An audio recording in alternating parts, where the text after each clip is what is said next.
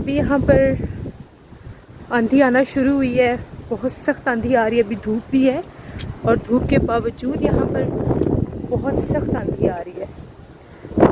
तक आप लोगों को मिट्टी नज़र आ रही होगी। ये सरगोदा का वेदर है इस टाइम।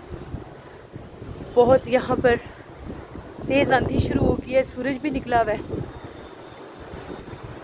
ये वेदर देखें यहाँ का,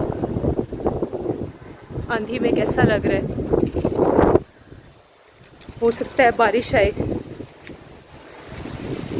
ये देखिए वेदर, ये यहाँ का वेदर है सारा। मेरी आवाज़ नहीं आ रही होती क्योंकि यहाँ पर बहुत सख्त आंधी आ रही है, बहुत सख्त आंधी आ रही है।